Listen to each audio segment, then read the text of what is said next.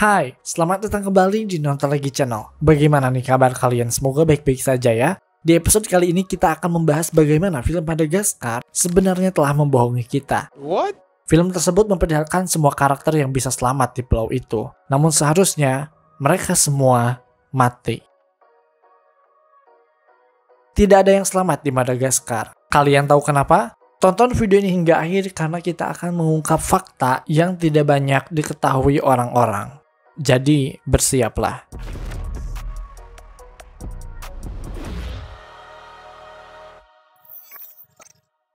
Guys, kita mau bilang makasih dulu nih buat kalian yang udah subscribe ke channel kita karena Nonton Lagi Channel udah mencapai 220.000 subscriber lebih.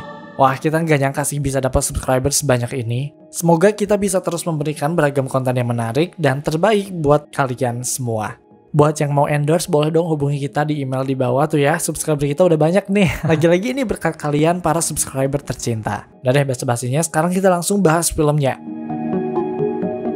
Bahas film apa sih kita hari ini? Oh ya, Madagascar. Tahu nggak sih, kalian semua tuh udah dibohongin sama film ini. Makanya kalau nonton tuh jangan cuma nonton, tapi pikirin juga beragam kemungkinan yang terjadi dalam film tersebut. Oke. Seperti dalam film Madagascar ini, kita semua tahu bahwa Alex dan kawan-kawannya berhasil selamat di Madagascar, walaupun akhirnya malah nyasar ke Afrika. Tapi seharusnya mereka tuh meninggal selama di Madagascar itu. Kayak gak mungkin mereka bisa survive atau bertahan hidup dengan cara seperti itu. Ada sesuatu yang dirahasiakan dalam film ini yang seharusnya kita ketahui. Buat refresher, karena pas kita lihat pas di YouTube Analytics, penonton kita lumayan banyak nih penonton Gen Z-nya yang mungkin belum familiar dengan film ini, jadi kita jelasin dulu ya sedikit tentang film Madagascar. Kalian yang belum pernah nonton film ini, gila sih, harus banget pokoknya nonton film Madagascar ini karena emang seseru itu. Film animasi tahun 2000-an yang emang pure komedi, petualangan, gak ada agenda-agenda aneh kayak studio sebelah. Tahu kan studio sebelah yang kita maksud? Inisialnya Disney Pixar. Madagascar menceritakan tentang 4 sahabat yang dalam hal ini adalah hewan yang akan direlokasi ke kebun marga satwa di Kenya. Awalnya kan mereka tinggal di kebun binatang Central Park yang ada di New York. Nah sekarang itu mereka mau dipindahin nih. 4 sekawan itu adalah Alex si singa, Marty si zebra, Melman jerapah, dan Gloria si hippo alias kudanil. Di tengah perjalanan, kapal mereka dibajak oleh penguin dan akhirnya mereka jatuh ke laut dan terombang-ambing di samudera hingga mereka terdampar di sebuah pulau bernama Madagascar. Dari sinilah filmnya dimulai. Mereka dengan ketidaktahuannya mengenai alam liar harus bisa bertahan hidup di Madagascar hingga bantuan datang. Mereka belajar banyak hal, belajar tentang pertemanan, belajar joget move it, dan masih banyak lagi. Semuanya nampak bagus dan menghibur hingga kalian lupa menyadari bahwa tidak mungkin 4 sekawan ini bisa bertahan hidup di Madagascar. 4 sekawan itu harusnya meninggal karena satu hal, mereka tidak akan bisa bertahan lama di sana. Kayak bagaimana mereka bisa bertahan di Madagascar yang emang beneran alam liar. Kita semua tahu bahwa semua karakter utama dalam film ini dibesarkan di kebun binatang di mana ya kayak makanan sudah tersedia dan tidak ada predator yang membahayakan mereka. So, ketika mereka terjun ke alam liar, harusnya mereka kewalahan menghadapinya. Ya nggak? Kalian nggak percaya? Langsung aja kita bahas satu persatu. Alex the Lion. Karena emang yang paling menonjol di antara mereka semua itu adalah Alex, maka kita mulai dari Alex the Lion alias Alex si singa, yang bisa dibilang dia bakalan mati dalam hitungan beberapa hari saja ketika berada di Madagascar. What? Loh, kok bisa? Padahal dia kan singa, dia si raja hutan yang harusnya bisa dengan mudah ambil mahkota King Julien dan jadi raja di sana. Well, nampaknya tidak semudah itu. Emang, dalam film ini Alex digambarkan sebagai singa yang kuat dan cepat dan dengan kemampuannya itu dia pasti akan dengan mudah mendapatkan mangsa di Madagascar. Apalagi di Madagascar ini, predator yang menempati puncak rantai makanan adalah fossa yang secara ukuran dan berat jauh dibanding dengan Alex. Alex the Lion bertanding dengan fossa pasti bakalan menang Alex. Ya dari ukurannya aja tuh jauh beda. BTW, fossa itu adalah hewan predator khas dari Madagascar ya guys. Beda ceritanya jika Alex terdampar di mainland Afrika karena dia harus berkompetisi dengan predator lain yang lebih berbahaya seperti cheetah, hyena, dan leopard. Dengan segala keunggulan yang dia miliki, seharusnya dia bisa dengan mudah menjadi penguasa Madagaskar, bukan? Oh, bukan. Tidak semudah itu, karena kita melihat bahwa Alex ini bukanlah singa pada umumnya. Dia bukan singa tulen. What? Kita mengetahui hal ini dari film Madagascar 2 Escape to Africa yang memperlihatkan saat Alex masih kecil, dia tidak seperti anak singa lainnya yang saat itu mulai belajar berburu, alih-alih dia lebih suka menari. Hingga akhirnya dia ditangkap oleh beberapa pemburu liar dan berakhir di Central Park Zoo. Tempat itu adalah tempat yang cocok untuknya karena ia bisa menari dan mendapatkan banyak perhatian dari banyak orang.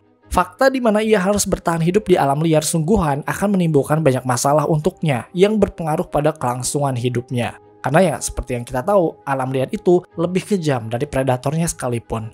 Salah satu tokoh dari Lembaga Pendanaan Kesejahteraan dan Perlindungan Hewan, Katie Moore, mengatakan bahwa dalam beberapa kasus, sulit atau bahkan tidak mungkin melepaskan hewan penangkaran, maksudnya hewan-hewan seperti Alex, ke alam liar. Terutama jika hewan tersebut mengalami trauma atau ditangkap ketika mereka masih kecil.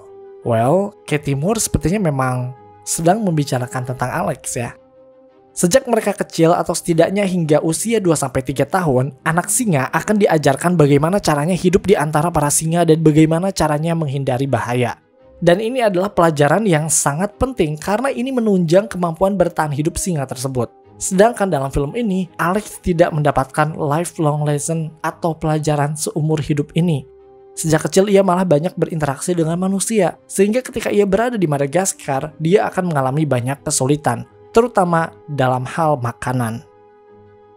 Saat di kebun binatang, makanan selalu sudah tersedia untuknya, sehingga ia tidak terbiasa bagaimana caranya mendapatkan makanan di alam liar. Bahkan dia kesulitan untuk memburu Marty. Well, itu agak menggerikan sih karena memakan daging teman sendiri, like what the f bro. But anyway, ada sebuah lembaga bernama ALERT yang merupakan singkatan dari African Lion and Environmental Research Trust, sebuah lembaga penelitian singa gitulah ya, melakukan sebuah prosedur saat mereka mendapatkan singa dari penangkaran. Istilahnya ya kayak singa kayak Alex lah.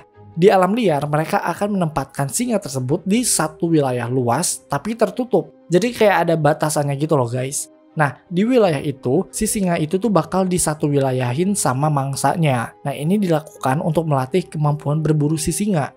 Karena kalau nggak dilatih, dia nggak bakalan bertahan di alam liar. Prosedur ini juga dilakukan untuk melatih anak singa berburu. Dan katanya sih, kalau misalnya anak singa dan singa penangkaran disatuin dalam wilayah yang dibuat oleh ALERT ini, yang menang pasti bakalan si anak singa. Dan ini menunjukkan bahwa saking hilangnya kemampuan untuk berburu itu loh guys, kalau misalnya singanya atau hewan predatornya itu lebih banyak ditangkar. Dalam film Madagascar, kita sebenarnya pernah melihat Alex bisa mendapatkan makanan lain, yaitu ikan. Ada satu scene saat para penguin memberinya sushi, dan Alex sangat menyukai sushi itu. Tapi ya, satu hal yang perlu kalian ingat, Alex tidak bisa memancing. Dia juga tidak bisa menangkap ikan di lautan. Apalagi ada salah satu scene yang memperlihatkan bahwa Alex ini takut dengan air. So, bagaimana dia bisa mendapatkan makanan? Di darat gak dapet, di laut apalagi? Dengan adanya fakta ini, maka bisa dipastikan bahwa Alex tidak akan bertahan di Madagaskar. Bukan karena dimangsa oleh predator lain, melainkan dia tidak bisa mencari makanannya sendiri hingga ia mati karena kelaparan. Dan kalian tahu gak sih, kelaparan merupakan salah satu cara meninggal yang paling menyakitkan. Karena ya, badan kamu akan lemas, tidak bisa berbuat apa-apa, energi terkuras, anggota badan makin rusak. Jadi ya kayak tinggal menunggu ajal aja gitu kan. Ih, jadi ingat film Jepang itu sih, apa ya namanya, yang adiknya meninggal? Oh iya, Grave of the Fireflies. Mungkin kalau Madagascar adalah film animasi yang dark, Alex akan berakhir seperti adik di film Grave of the Fireflies itu. Marty the Zebra. Jika masalah utama dari Alex adalah kelaparan karena tidak bisa berburu, maka dalam hal ini Marty the Zebra tidak akan mempermasalahkan hal ini. Simply karena kita melihat dengan mata kepala kita sendiri bahwa Madagaskar ini dipenuhi dengan rerumputan yang hijau dan itu adalah makanan utama dari Marty. Zebra sebagai herbivora juga diuntungkan karena di sana tidak ada predator yang berbahaya untuknya. Fossa yang sempat tadi kita bahas, ukurannya itu jauh lebih kecil dibandingkan dengan Marty, sehingga Marty bisa dengan mudah mengalahkan para predator itu. So, pantasannya di film ini si Marty senang banget tinggal di Madagaskar. Selain karena dia bisa hidup di alam bebas, ternyata keberlangsungan hidupnya juga terjamin ya. Semua yang dia inginkan ada di sana. Namun, apakah hal-hal yang disebutkan tadi bisa membuatnya aman? Seharusnya iya dong, banyak rumput dan tidak ada predator. Namun nyatanya tidak demikian. Marty bisa mati dengan mudah di Madagaskar. What? Jadi guys, salah satu permasalahan yang timbul jika hewan terlalu lama di penangkaran atau dalam hal ini terlalu sering berinteraksi dengan manusia, hewan tersebut akan terbiasa dan tidak takut pada manusia. Kita melihat bahwa Marty adalah zebra yang sangat akrab dengan manusia, apalagi semua kebutuhannya itu kan disediakan oleh manusia saat dia ada di kebun binatang. Di kebun binatang, Marty menganggap manusia itu sebagai temannya. Dia tidak takut sama manusia. Terbukti nih, saat Marty ada di tengah kota, ia sama sekali tidak merasa khawatir. Nah, hal ini bisa menjadi masalah besar bagi Marty jika ia berada di Madagaskar, karena ternyata di sana terkenal akan perburuan liarnya yang lumayan masif. Zebra diburu untuk diambil dagingnya, tapi kebanyakan emang diambil kulitnya. So, dengan kondisi Marty yang seperti itu, ia bisa dengan mudah menjadi sasaran empuk para pemburu. Sorry Marty, ternyata kamu juga tidak selamat di sini. Melman the Giraffe. Oke, Alex tidak selamat, Marty juga tidak selamat. Lalu bagaimana dengan Melman? Nampaknya predator juga bukan masalah ya buat dia. Maksudnya kan tadi Fossa aja ngelawan zebra udah kalah, apalagi ngelawan jerapah yang ukurannya jauh lebih besar. Selain itu, di Madagaskar juga tumbuh salah satu pohon yang akan menjadi makanan favorit untuk Melman, yaitu pohon akasia. Sebuah artikel menunjukkan bahwa Madagaskar akan ditanam 60 juta pohon akasia. Dalam film ini, Melman juga bukan jerapah yang picky ya, maksudnya dia bisa memakan apapun yang dia temukan. Dia pernah memakan donat dan bahkan memakan permen mint yang ditemukan di toilet. So, Madagaskar seems to be a perfect place for him. Madagaskar akan menjadi tempat yang sempurna untuknya. Tapi, masalahnya adalah dari dalam diri Melman sendiri. Melman digambarkan sebagai jerapah yang selalu murung dan khawatir akan banyak hal, terutama masalah kesehatan. Dalam film Madagaskar, Escape to Africa, kita melihat hal ini saat Melman berada bersama jerapah lain. Dan ternyata guys, ini bukan hanya sekedar gimmick dalam film animasi ya, karena rupanya dalam dunia binatang, jerapah itu memang termasuk salah satu hewan yang rentan terkena penyakit atau parasit. Oleh sebab itu, dalam film ini, Melman digambarkan sebagai jerapah yang sangat memperhatikan kondisi kesehatannya. Nah, ada satu penyakit yang selalu terjadi pada jerapah, yaitu tuberkulosis. Sayangnya adalah, Madagaskar adalah salah satu negara dengan kasus tuberkulosis tertinggi di dunia. Sebuah lembaga asosiasi kesehatan bernama The International Association for Medical Assistance to Travelers mengungkapkan bahwa tuberkulosis adalah salah satu masalah yang serius di Madagaskar, bahkan menjadi endemik di sana. Ketika tuberkulosis mungkin tidak akan terlalu berdampak buruk pada Melman, mungkin dia akan merasa kesulitan karena dia adalah jerapah yang pemurung. Dia memilih untuk berlindung di tanah dan tidak melakukan apa-apa. Lebih lanjut, kalaupun Melman tidak terkena tuberkulosis, dia bisa terkena trypanosomosis, sebuah penyakit yang disebabkan karena parasit protozoa yang bisa menginfeksi dengan mudah pada jerapah dan beberapa hewan lain di Madagaskar. Oke, Melman kalaupun ternyata bisa mati dengan mudah di Madagaskar. Gloria the Hippo. Oke, 3 temannya tadi telah mati. Bagaimana dengan Gloria? Apakah dia juga tidak akan selamat ketika harus bertahan hidup di Madagaskar? Well, sebenarnya dia memiliki banyak keuntungan ketika hidup di Madagaskar. Pertama, ia tidak perlu mempermasalahkan soal makanan ya, karena kita tahu bahwa makanan yang dia makan itu tidak bergerak, yaitu berupa sayuran, buah-buahan, dan tanaman air lainnya. Sama rumput. Kuda Nil makan rumput gak sih? Bukan hanya diuntungkan karena makanan, Gloria juga diuntungkan karena iklim yang ada di sana cocok dengan habitat aslinya. Walau katanya Madagaskar bisa dikatakan lebih hangat, tapi itu ya tidak terlalu masalah. Masalahnya adalah, kuda Nil juga termasuk salah satu hewan yang rentan terkena penyakit, terutama antraks. Tapi untungnya lagi nih, di Madagaskar, antraks itu merupakan salah satu penyakit yang jarang ditemui, gak kayak tuberkulosis tadi.